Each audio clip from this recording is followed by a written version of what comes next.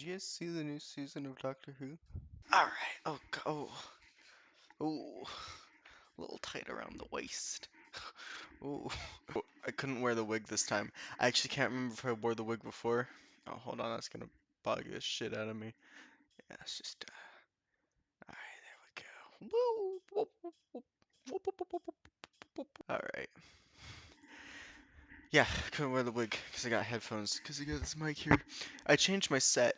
You can't call it much of a set, I suppose. Upstairs wasn't gonna work anymore.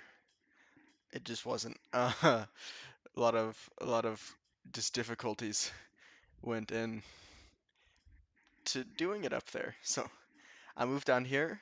We gotta deal with this for some time. Maybe I'll think about changing it if you treat me good enough.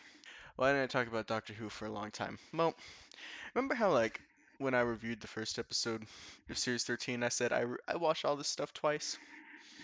Well, I came to find out by episode 3 that like every time I watched an episode of Flux, like a large part of my soul like just died inside because of how bad it was. And it's really bad. Flux is terrible.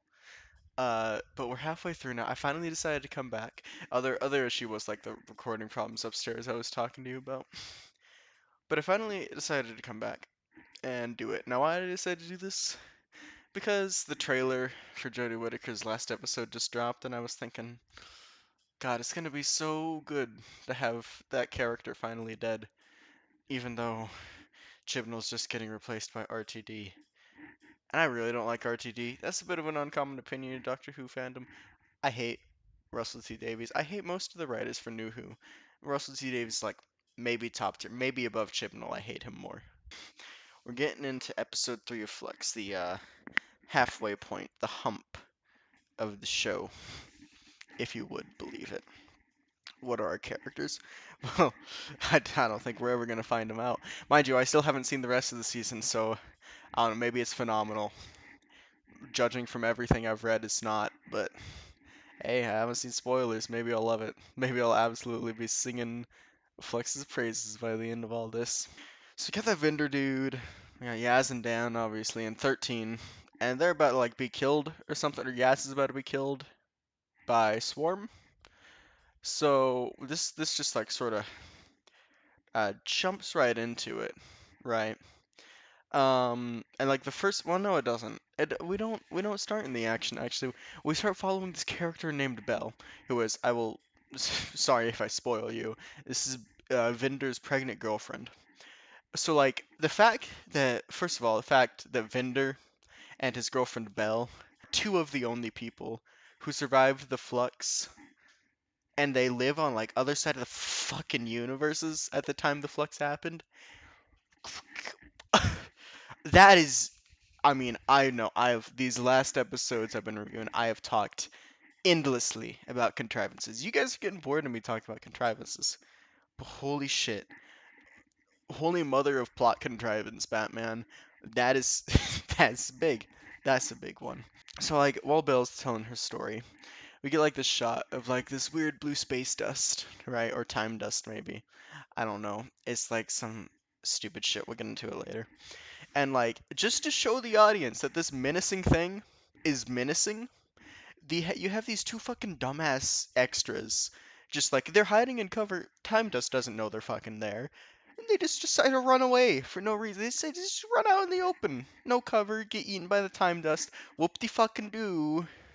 Obviously, there's a lot of thought that goes into how each scene is dressed. Obviously. Alright, so we cut back to this like sort of mind palace thing that's going on with 13 in the next little shot. And I think it's kind of cool. I like it when they do this every now and then. Although this is a lot lazier. Like I was thinking about like Heaven Sent, how they did it in Heaven Sent, and that does remind me like how much better that fucking was than it is here. Because it is just so lazy. It's just a weird close up on her face. There's a lot of weird close ups in this episode. I think the director was like, he was trying to do something. I don't know. It didn't work out, especially not with 13. So, a lot of weird close ups. And like she's just talking to herself in her head, and she just decides I'm just gonna step on that platform with Dan. Conveniently, Dan gets teleported to the other one. I just have to assume that she didn't know that would happen. But anyway, now all of her companions are standing on different little fucking platforms, right? As she points her little magic wand, sonic screwdriver, up into the fucking air, that motherfucker starts fucking bizzing.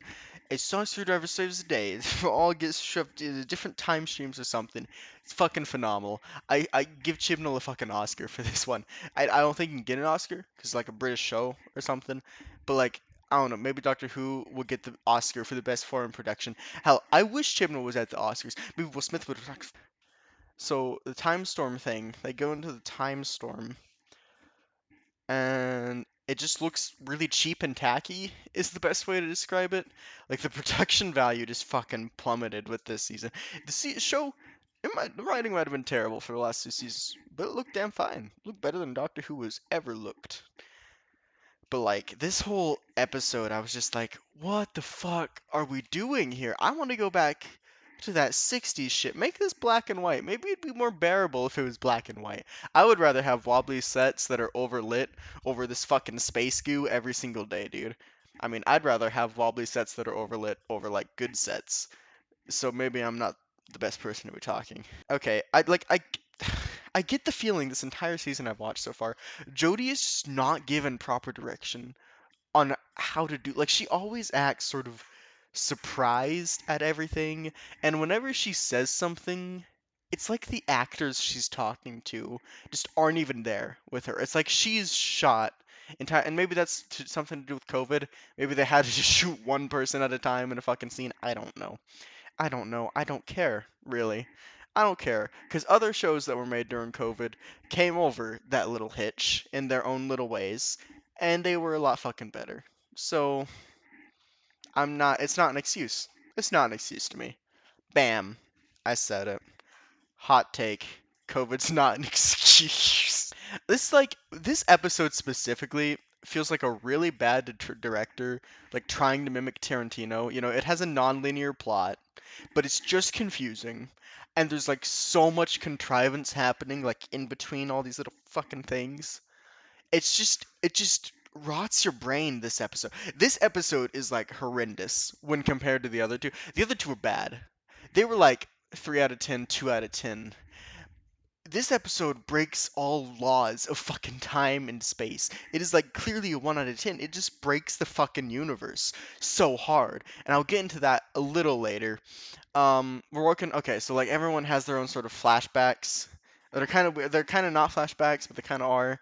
And in 13's, she's got like present day companions who are members of her like task force, like standing in. And this happens in all of the different flashbacks. Like characters from the events that are happening right now will stand in for characters that were actually there when these things happened.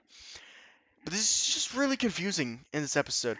I get the feeling they probably didn't have the money to just pay for other actors in some of these cases. That's just why I'm just riffing though. I'm talking about like all these different like time stream things happening right now. I do have to say I do kind of like Dan's first little portion because it's like Ian learns a little more about him, even though it's sort of a fake reality, or like fluxed reality. And I mean, it is quite nice, but I still think it moves too quickly. Like the pacing all over the place for the flux. Jesus. Oh, it just moves way too fast. It doesn't give you any time to think about what you've just seen, because if it gives you time to think about it, you'll realize it's all bullshit. It's all bullshit. So they have to just snap, snap, snap, fucking go, go, go. They have to make you see the next thing so you forget about the last thing. And it all becomes sort of like event salad in your fucking head. Okay, so in Vinder's like flashback or like flux back, and Vinder's flux back, he says he's like not lucky that like he survived this event that he's getting a promotion for or whatever, because it was just like his judgment call. He made a judgment call and it paid off and he lived. But that would still mean that he's fucking lucky to live though, right? Like this seems like a nitpick, and it is. It is a nitpick. But like I think it puts into perspective just how bad the dialogue writing was for this season. If they can't get little shit right, if they can't get like two characters talking to each other, they can't get that right. We get to the doctor's flux back, And like she and a squad of teenagers with attitude are trying to break into that time temple from before, like the Murray Temple, essentially like giving us the events leading up to the last episode. And we still aren't given any reason as to why the Murray specifically are special or why they need to exist at all in the story. I feel like this suffers from Chibnall's problem of creating new things rather than going with the pre-established canon of Doctor Who. Like the Guardians, or maybe even like the fucking Eternals, could have served as stand-ins for Maury. We don't need these fucking Maury. We don't need these fucking Ravagers. We already have shit that's like them. We already have like fucking Sutek and shit and all that. Why are you trying to just pack this universe full with epic level entities when we already have them? And just using them would make things a lot less contrived, a lot less convoluted. It's like, oh, here's this big fucking god entity that we've never seen before. That works once or twice, maybe. Okay, Satan Pit maybe did it alright. This does not fucking work over and over again. So the Ravagers took over the Time Temple, and the Time Lord Eviction Force is here to like kick them out because they ain't paying their rent. They have not paid their rent for that. And we get to see like Ruth Doctor in a reflection. Um, I want to comment real quick because like I hate the idea of Ruth Doctor. I hate the idea that there's all these different fucking timeless child bullshit that's going on, which I don't even feel the need to explain. I think everyone has realized at this point timeless child's bad. The idea for pre-Hartnell incarnation is just fucking bad. The way that Chibnall handled all this shit was bad. It could have been handled well. It could have been handled great, like all that stuff with the other in the extended universe. If he just adapted that, it would have been perfect. But he didn't. He just went fucking crazy. He went fucking crazy and just did all this stupid shit. He's writing fucking fan fiction up in here. But that being said, Ruth Doctor herself is, oh my god, 10 times better than 13. I would have taken 3 fucking seasons with Ruth Doctor over 3 seasons of fucking 13 any day. I would have taken like Ruth Doctor if she got like the full time. She's just a fucking badass, you know. And that's all that I really want from the Doctor. I want them to be a space badass, asexual, like doesn't give a fuck, just does the shit, just travels around helping people. And that's exactly what Ruth Doctor could have been if she was just actually the 13th Doctor. Well, probably not if Chibnall was writing. Let's be honest. So there's like this dialogue between Ruth and 13, and it really feels like both actors have no idea what the other one is fucking talking about. They have no idea how the other's reading their lines. They probably haven't even like seen footage of the other person reading their lines. So just it doesn't line up. It feels really weird, really cheap, like all of Flux does. And so there's like also supposedly hundreds of pre-Hartnell doctors, but the one that we keep running into is Ruth. Like how the fuck does that even happen? Or is Ruth just here because 13, that's the only one 13 knows? So that's the one she's seeing? Mm, uh, we get to this next little thing where it's like that continuing plot line of the guy from the 1800s in the mine. He's got like a laser gun this time. It's pretty cool. Can't wait to see how that pays off in the finale, if it does at all. I wouldn't be fucking surprised if that just gets dropped after this episode. If we never see that guy again, I'll be like, yeah, yeah, about lines up. About lines up with how the flex has been going. The Doctor's like moving between all these time streams.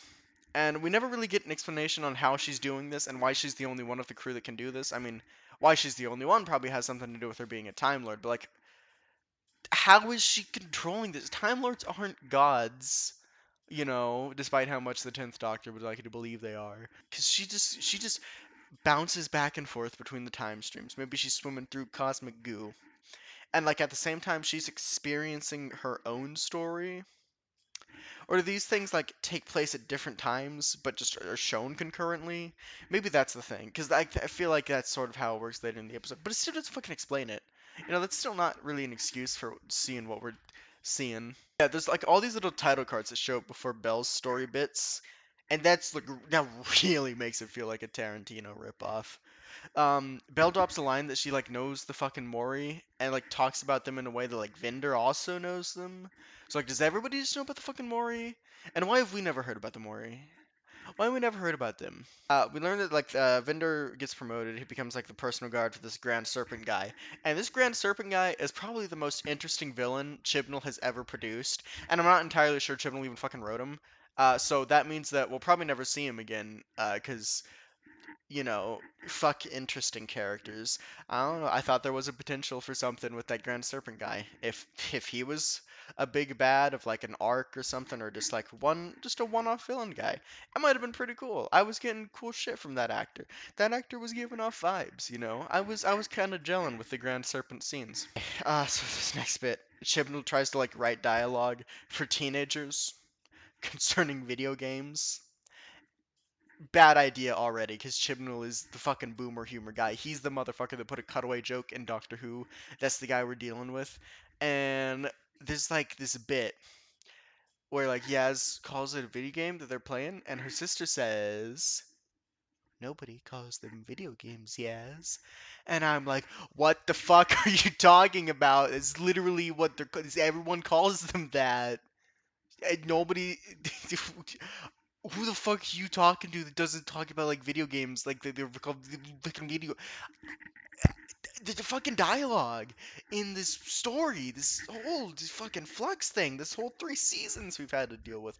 It's terrible. Thank God Flux is like half the length of a normal Doctor Who season because I could not have fucking stood it otherwise. I still can't stand it, but like I would have died. I would have fucking died, like trying to just do this, trying to watch like 12 episodes of Flux. I couldn't do that. So like the game that Yaz is playing, it clearly only has one screen, despite the fact that like she and her sister were both playing it. And like when she presses the pause menu, the only options are like resume and quit, which is pretty stupid. Like this just on a basic level. I mean, usually when video games or what the fuck ever is shown in movies and TV shows, it's not entirely accurate, like websites and that, but they still do their due diligence. At least good productions do their due diligence to make it look realistic. This thing is just looks fucking cheap and shitty. Like all of Flex. I hate to keep saying that, but I have to. I haven't even mentioned the Angels yet. So like the Angels are showing up in Yaz's place in her time stream. I don't know why they're only showing up in hers specifically. Uh, but they're there because we want to keep milking the Angels, of course. Flux is all about just like taking all those things you loved about Doctor Who and waving them in your face to get you to come back every episode. So for some reason, when Yaz destroys the console, the angel that appeared from the console, because angels can appear from images, it just disappears. And I'm thinking like, damn, if Amy knew that, all she had to do was break that fucking CCTV footage she was watching. She could have been out of that bitch in like seconds. I don't know. Why didn't the doctor say that to her? Why didn't he tell her, hey, Amy, just fucking destroy the footage you're watching? It was cool. Andrew's gone. So Swarm is replaced by another Ravager in this fucking flux back that the doctor's experiencing. I don't know why the budget was wasted on fucking getting a new guy in costume with all that fucking makeup, but it was. And we learned that passengers, there's only one in modern time, present time, but there's many back then. And we learned that they can carry like billions of trillions of people. Passengers can carry all these things inside of them. But like, why the fuck are they called Shouldn't they be called like carriers or something? It's weird. You don't call a passenger like someone who's like being transport. Like a passenger is someone who's being transported, not who's doing the transport. Is like maybe they should be called captains or flight attendants. So the Murray are hidden inside of a passenger. In the Time Lord Eviction Force, well, first of all, luckily Swarm and Azure, they don't fucking, or this other guy, they don't fucking kill the one. They kill 2 of these passengers out of 5. There was a good chance they could have killed the one with all the fucking Murray in it, but luckily they didn't. Just luckily. Contrivance, convolution. I don't fucking know. I'm about to have a convulsion is what I'm about to fucking have. So, the Time Lord Eviction Force had to wait for the Mori to be ready to burst out and fuck up the Ravagers. And like, what the fuck were they doing in there? Because in the time that they're waiting, like, what the fuck are the Mori doing? Because in the time that they're waiting, Ravagers killed billions of trillions of people in these 2 fucking passengers, and they're just like sitting in there drying their fucking hair or whatever. Oh, I gotta put my fucking dress on or whatever. Why weren't you fucking prepared, Maury? What the fuck? It sounds like I'm talking about Maury, the talk show host, which is pretty funny. Yeah. Okay, so like there's like sector coordinates for title cards every time like Bell shows up. And it means literally nothing to us. Like when we see something like fucking Planet Sakaar in a Marvel movie, that means like we know where we are. And these coordinates, they just aren't fucking helping.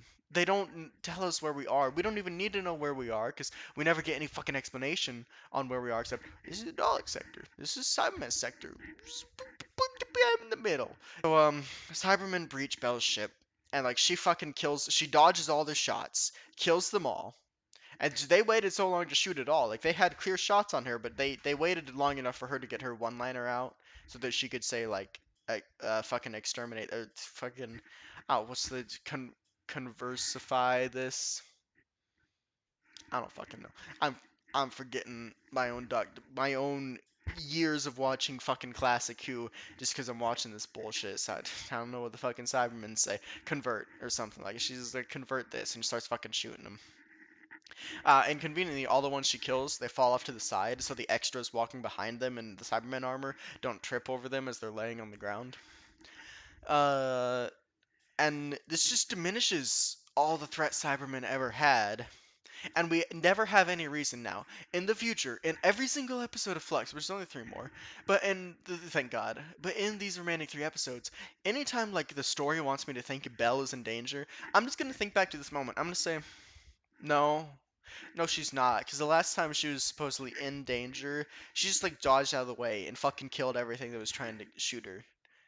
So like, she's good. She's invincible as far as I fucking care. You know, if like a full fucking squad of Cybermen can't kill one unarmored person, then fuck. I mean, that person's God, right? Okay.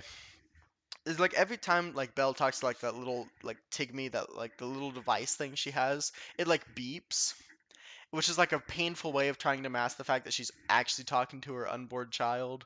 You know, it's like, ooh, look at this little like baby monitor thing she's talking to. That's Tigme. That's that little robot. But like, it makes no sense for anyone to ever talk to a robot like that. Like, even if a robot's sentient, it was very weird. I mean, it was clear to me from the fucking start of this episode before you even get that reveal at the end. I remember all the way back in fucking November when I was watching this episode, I was like, oh, she's Venda's girlfriend and she's got a baby.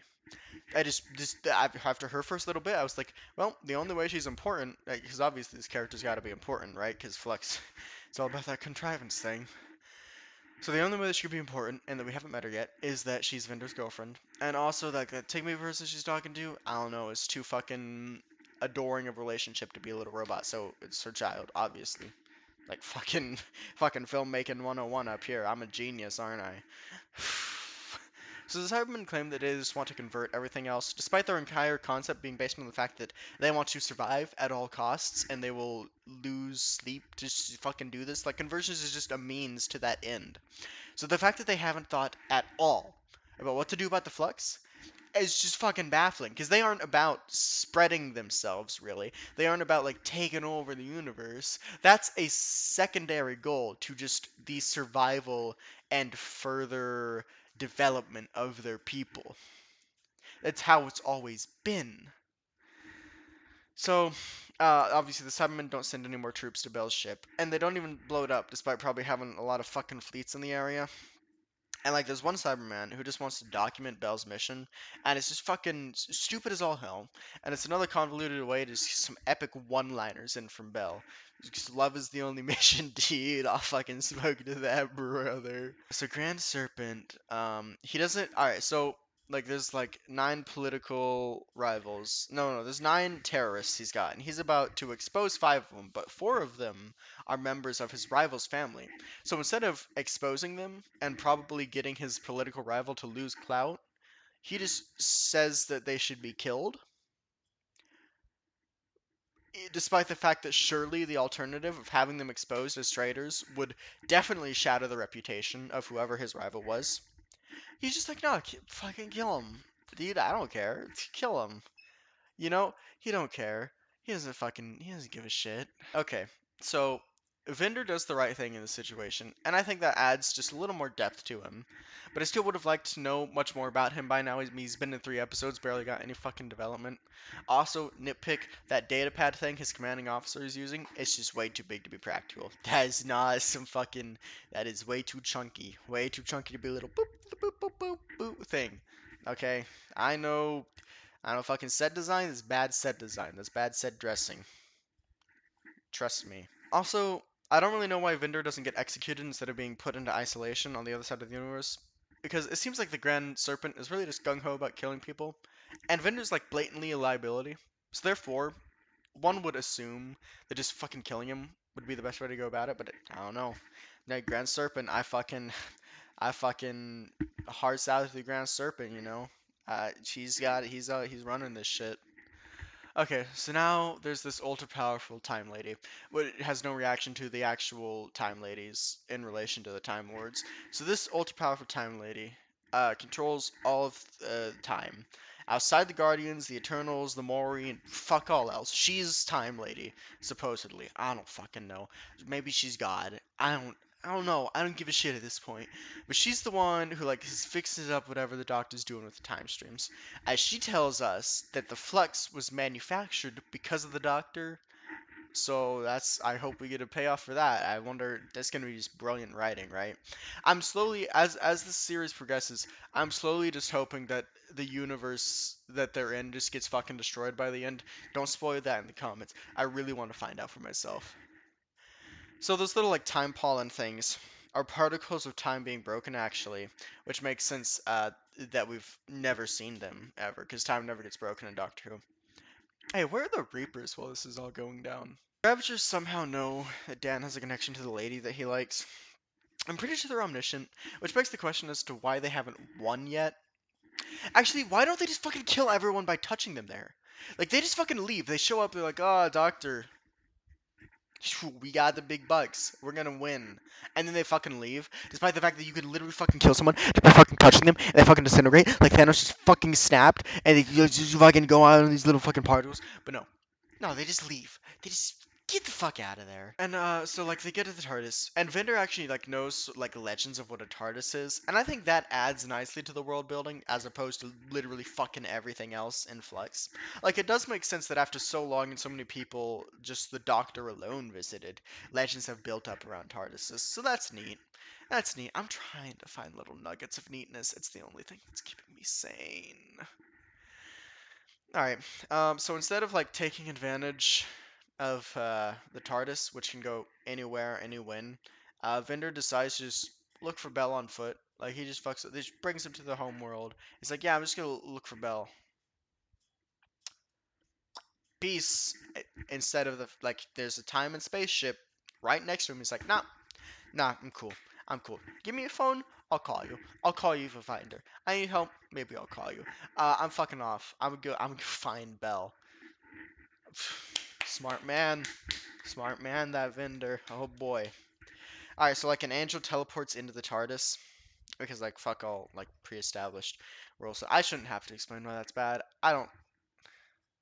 You want me to explain why the angel teleporting in the stars is bad? Fuck you.